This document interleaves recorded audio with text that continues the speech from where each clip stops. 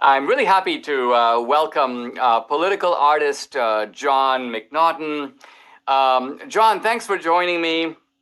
Let me start by asking you, we're going to talk about a specific work of art that you did. We just got it yesterday. We're excited to actually show it to the audience. But before we do that, let me start by asking you, how did you become a painter? And tell us a little bit about your story. Yeah, well, I started painting back in 1983, just, 13 years old. And one of my first paintings won a statewide competition, and the governor gave me an award, and I thought, wow, I guess I can do this. So I've been doing it ever since. That is awesome. Well, I describe you, would it be wrong to call you a patriotic or a conservative painter in that you tend to pick themes that resonate with Americana, that are designed to inspire? Say a word about your choice of topics. Yeah, that's exactly how I describe it. I consider myself an American artist first, a patriotic artist, one of the few conservative artists that are out there, and which is kind of a strange thing that's how it is in the art world. But, ever since I can remember, I feel like I've been butting heads with the art world because, you have to fit a certain mold. And I've always kind of rebelled against that. And so it's just kind of how things have worked out. I never didn't plan it as a career move. It just, as an artist, you just express who you are. And this is what I do. Why is it the case? It seems like artists typically, and this goes back to the early 20th century. I think of places like Greenwich Village or San Francisco, the left bank of Paris. You've got these sort of bohemian artists who see themselves as rebels against society, at least against traditional values.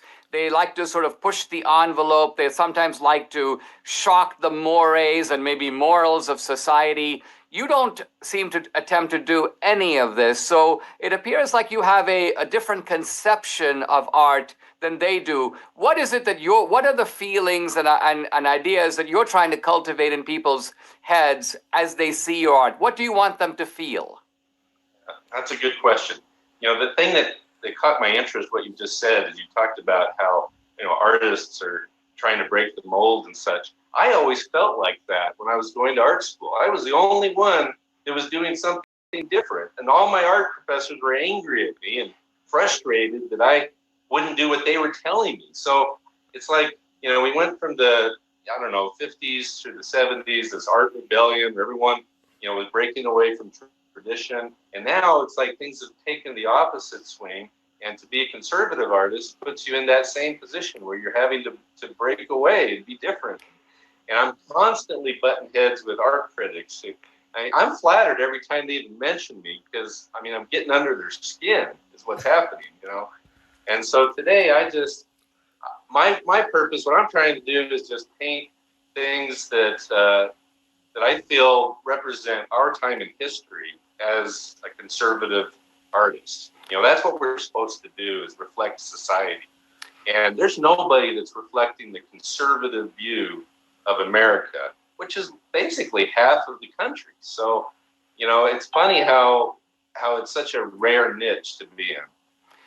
We want to focus on the latest painting you sent us, and I had to chuckle. I'm honored, and I was also amused. Debbie's playing my Van of White here, and this is the latest painting. It's well, but quite apart from the fact, obviously, I'm thrilled to be. This is me. This is Candace Owens, right?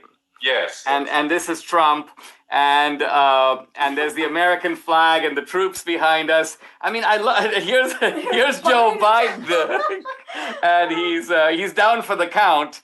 And he's looking Sleepy Joe. He's looking very sleepy and very lost.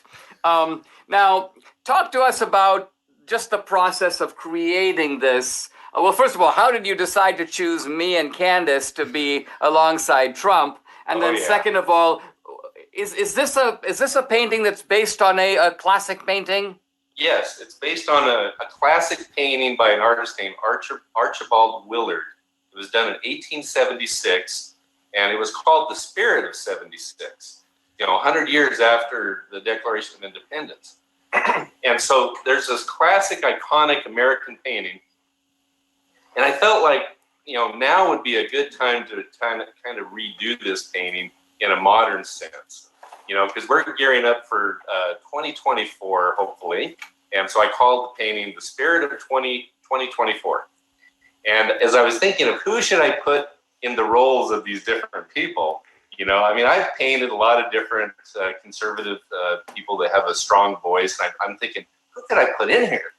And I thought, oh, Candace Owens, she's pretty smart. She's always been a straight shooter. Recently, she had a kind of a funny altercation when she interviewed Trump, and she said that she'd be willing to be his running mate. You remember that? And I do remember that. And then I thought, who would be the perfect one to kind of balance this painting? And when I thought of you and her and Trump together, I had to chuckle. It was just like the perfect mix. So. And I knew it would drive the liberals crazy, so I knew I had to do it. Awesome. Now, let's close out by telling people, can people actually buy prints of this painting? Can they buy the painting? Oh, yeah, and they're selling fast. It's going to sell out soon, I think. It's okay. On my website. But all right, so let's tell people. So your website is jonmcnaughton.com, but Jon is Jon, jonmcnaughton.com. Right. And guys, check out Jon's work. I think you'll see as you look at it closely. It's high quality stuff. It's very creative. Jon also has a great video on his website where he describes his creative process in doing this particular painting. Yes. And Jon, listen, we need a lot more people like you. In my opinion, we need political artists and musicians and stand-up comedians. We need to create our own. You may almost call it alternative universe, where we don't have to be subjected to the drumbeat and the censorship and the intimidation of the left. I guess we can coexist with them, but we do it by creating our own world and living in it. Absolutely. Thanks for joining me, Jon.